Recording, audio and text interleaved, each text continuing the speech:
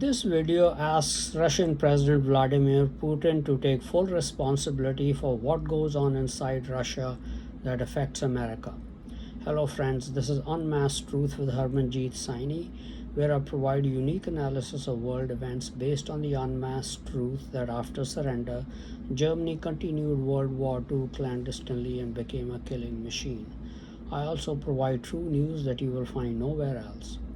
The summit in Geneva, Switzerland between US President Joe Biden and Russian President Vladimir Putin on June 16, 2021 ended with both leaders expressing a desire for a better relationship from the current lowest ebb since the Cold War.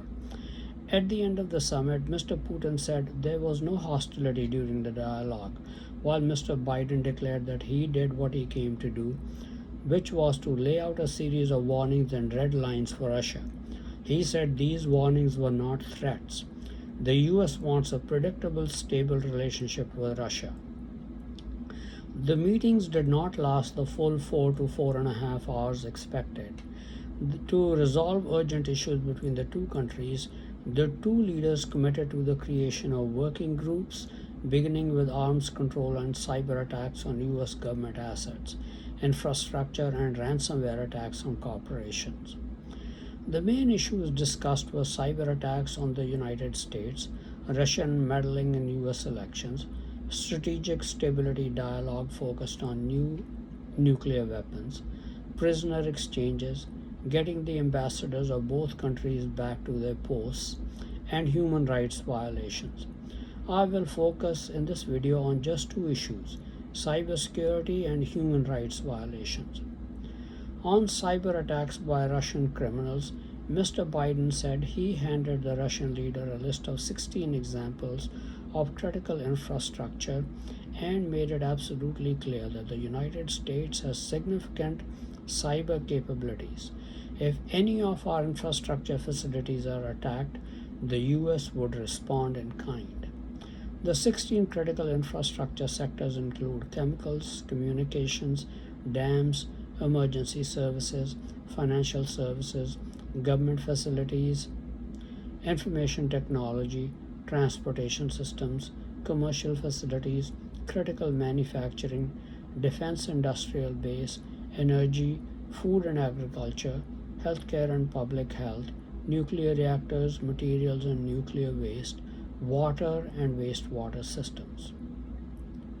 Mr. Biden said, "We need to have some basic rules of the road that we all need to abide by." Mr. Putin echoed that sentiment by stating that he wanted agreements on rules of behavior on sensitive subjects like nuclear weapons and cybersecurity. On his part, Putin denied that Russia was responsible for cyber attacks on the United States. Apparently, the denial included the SolarWinds attack on December 2020 on US government facilities and corporations providing services to the government, and ransomware attacks on the Colonial Pipeline and JBS Foods. Mr. Putin also asserted that the US was responsible for a much greater number of malicious cyber campaigns around the world than Russia. Now, I am certain that the US has the capability of ascertaining where the cyber attacks originated from. Therefore, I take Putin's denials with large grains of salt. Mr. Biden has done well to deliver a clear message that the US has the capabilities and is willing to use them to hit back hard at Russia in kind. The Russian economy is in decline and is dependent largely on energy exports.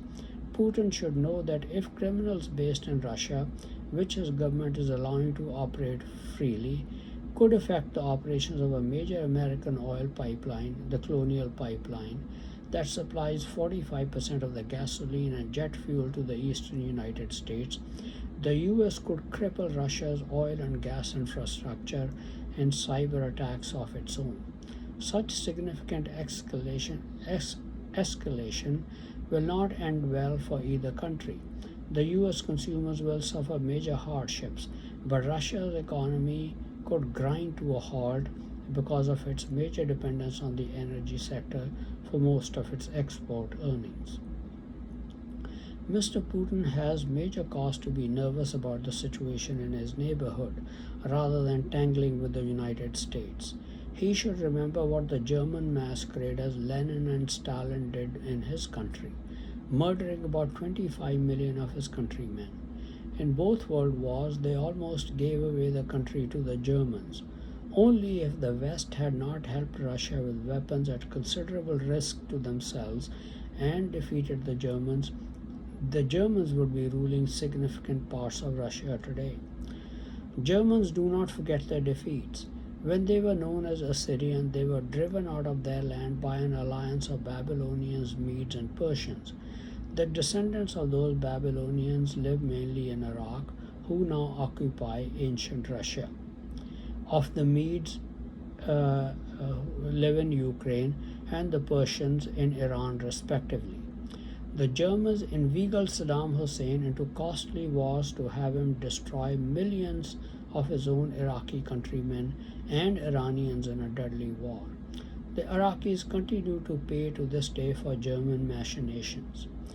Ukraine suffered at the hands of Germany as well as the German masquerader Stalin during World War II and afterwards.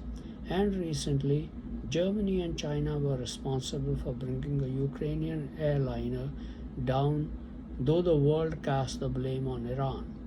Thus, the Germans have had their revenge on the descendants of the ancient Babylonians, Medes, and Persians who defeated them and forced them to run to Germany from the ancient Assyrian land. They do not forget millennia old defeats or slights suffered at the hands of any people. They have not forgotten their defeat at the hands of the allies that included Russia. They will strike at Russia at any opportunity they get. Now, Putin has great cause to be nervous about Germany's nuclear weapons at his doorsteps based in China. Russia's economy is now tightly tied to China and Germany for energy exports and consumer goods imports from China and Europe. By joint action, China and Germany could cripple Russia's economy and also strike a terrible blow with nuclear weapons in the case of a conflict. Under the worst case scenario, China could also send hundreds of millions of Chinese marching into Russian territory. Now, faced with such circumstances, Putin should be careful not to antagonize the United States by continuing to let cyber criminals operate in his country to keep attacking American infrastructure and with ransomware attacks. The United States has had enough. If the situation escalates, a robust U.S. response to repeated Russian cybercrime activity against American interests will not end well for both countries. But Russia will come out much worse from this confrontation. Mr. Putin should concentrate more on dealing with the threat from China and Germany than antagonizing the United States. Cyber criminals based in Russia are his responsibility. He must deal with them. The US cannot apprehend them and bring them to trial in the United States.